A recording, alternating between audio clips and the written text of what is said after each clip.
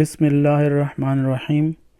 آج میں آپ کے سامنے مریم کے صوم کے بارے میں اپنی تحقیق شیئر کرتا ہوں، جو کہ سورہ مریم سورت نمبر 19 اور آیت نمبر 26 کے حوالے سے ہے۔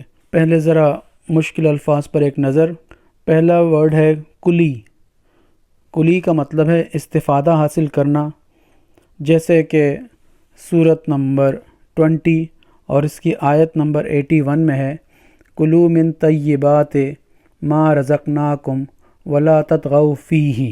اس میں کہا گیا ہے کہ طیبات میں سے کھاؤ جو رزق ہم نے تم سب کو دیا ہے، اور اس میں سرکشی نہ کرو۔ تو کیا کھانے میں کوئی سرکشی کرتا ہے؟ تو یہاں سے صاف ظاہر ہے کہ کلو کا مطلب کوئی ایسا علم آپ کو دیا گیا ہے جس میں آپ کو سرکشی کرنے سے منع کیا گیا ہے، یعنی کچھ ایسے احکامات آپ کو دیے گئے ہیں جس میں آپ نے سرکشی نہیں کرنی۔ اگلا ورڈ ہے اشربی۔ اس کا مطلب ہے اپنے اندر جذب کر لینا، سرایت کر لینا، جیسا کہ سورہ بقرہ کی 93 نمبر آیت ہے، اس میں لکھا ہوا ہے وَأُشْرِبُوا فِي قُلُوبِهِمُ الْعِجْلَ بِكُفْرِهِمْ، اور ان کے کفر کے سبب العجل ان کے دلوں میں سرایت کر گیا تھا، جذب ہو گیا تھا۔ اگلی اصطلاح ہے قرّ عیناً۔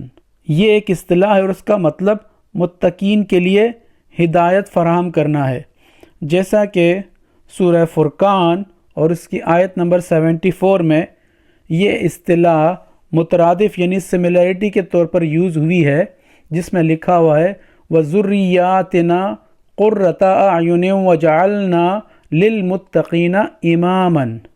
یہاں جو لِلْمُتَّقِينَ إِمَامًا ہے، یعنی متقین کو گائیڈ کرنے والے قُرَّةَ أَعْيُنٍ کے مترادف کے طور پر آیا ہے، اس کے سملیرٹی کے طور پر آیا ہے۔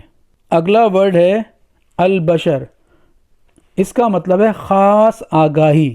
اس کے بعد نظر تو کا مطلب ہے اپنے اوپر کوئی چیز لازم کر لینا، کسی بات کی ذمہ داری اٹھانا۔ اس کے بعد ہے انسین، ایسا نظریہ یا بات جس میں گمراہی، خسارہ، جلد بازی یا فساد پائے جانے کا خدشہ ہو یا اس کی پاسبلٹی ہو۔ اب میں آپ کے سامنے مکمل ترجمہ اس آیت کا رکھتا ہوں۔ پس استفادہ حاصل کرو اور اپنے اندر جذب کر لو اور متقین کے لیے ہدایت یعنی گائیڈنس فراہم کرو۔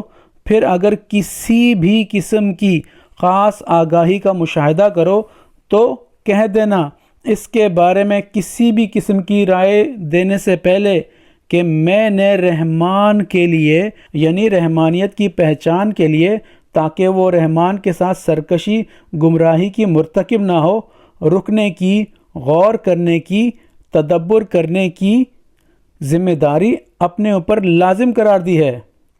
تو ہرگز میں اس خاص دورانیے میں رائے زنی نہیں کروں گی اس کمزور نظریے پر جس میں گمراہی، خسارہ، جلد بازی یا فساد کا خدشہ یا پاسبلٹی ہو سکتی ہے یا اس کا امکان ہو۔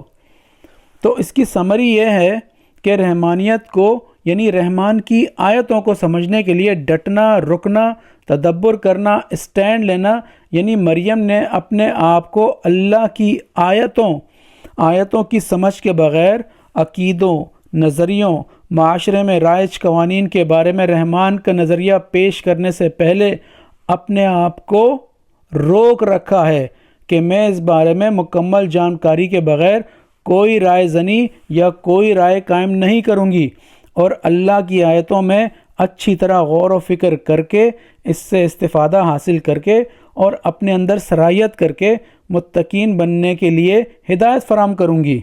اور اگر کوئی خاص آگاہی بھی میرے پاس آئے تو اس پر بھی غور و فکر اور تدبر کروں گی۔ تو یہ تھا مریم کا صوم، جس میں اس کو روکنا تھا، ڈٹنا تھا اللہ کی آیتوں پر اور اس کی پہچان کے لیے، جس کو مترجمین نے چپ کا روزہ بتایا ہے۔